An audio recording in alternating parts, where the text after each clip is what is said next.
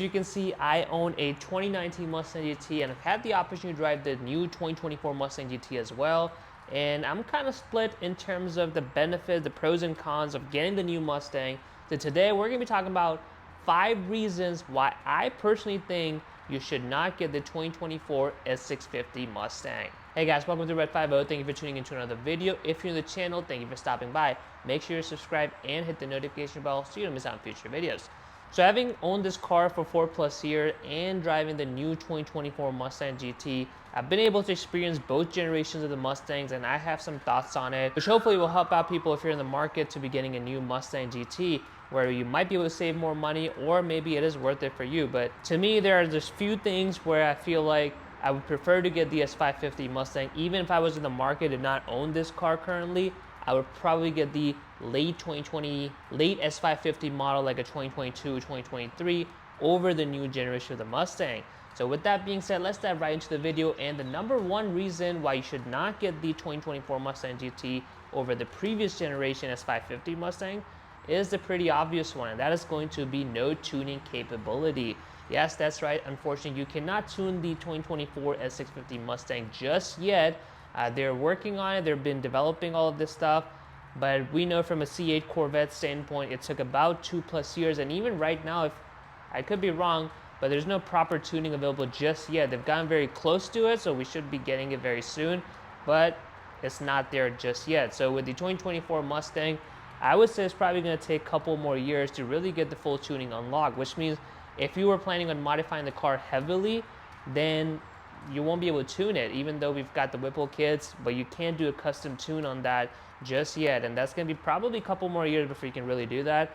So that's a huge consideration because a lot of people get the Mustangs to be able to modify those. And number 2 of my reason is going to be the overall increase in price. Each trim level, especially the GT Premium, has seen a 10 to 15% price increase, going from the S550 Mustang, the 2023 model year, to the 2024 model year S650 Mustang.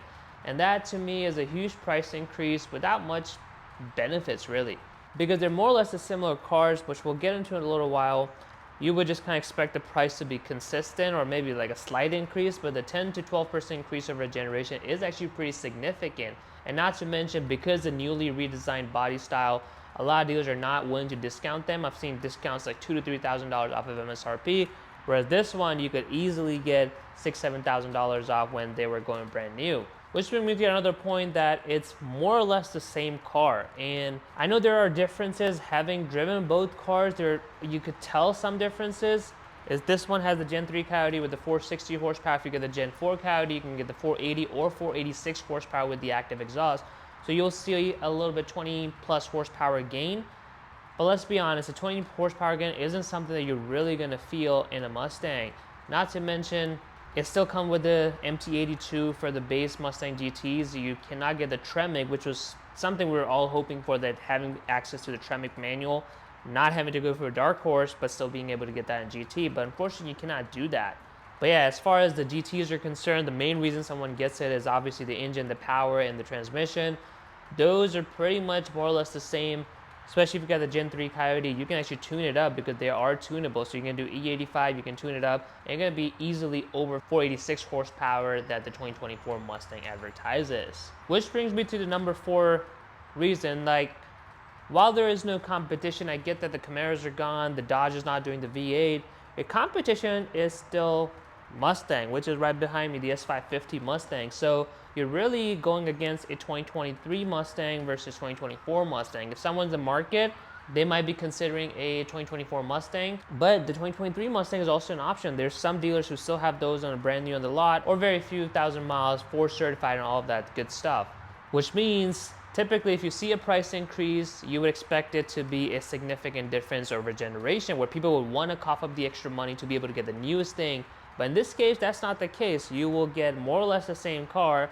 So for most people, it makes no sense to be able to cough up the extra dollars to get the 2024 S650 Mustang when you can just have a 2023, 2022 Mustang for a fraction of the price and have the ability to tune them however you see fit. Now, the last reason why I think you should not get the 2024 Mustang GT, that might be a little bit controversial, but that's going to be the interior. I personally love the interior for the new Mustang. I think it's very customizable. The screens look very modern and futuristic, but I know a lot of people just don't like that. It kind of takes away from the Mustang, right? Which is basically keeping it simple, having a nice layout.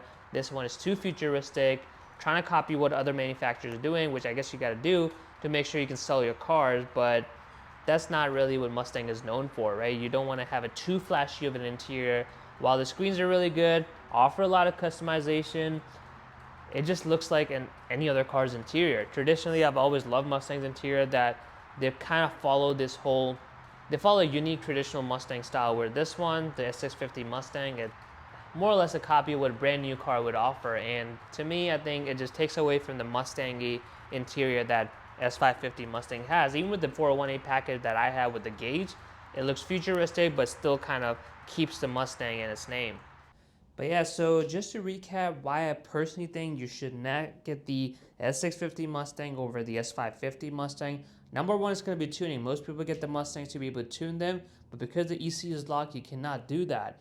And the prices also have increased significantly compared to the S550 Mustang for something that is very similar. So even though it's marketed as a new generation, it really feels like a refresh. So that has to probably do with not having enough competition around, where Ford kind of did the lazy update. They wanted to probably do an entire new generation from ground up, but they came up with the S550, more of a refresh to the S650.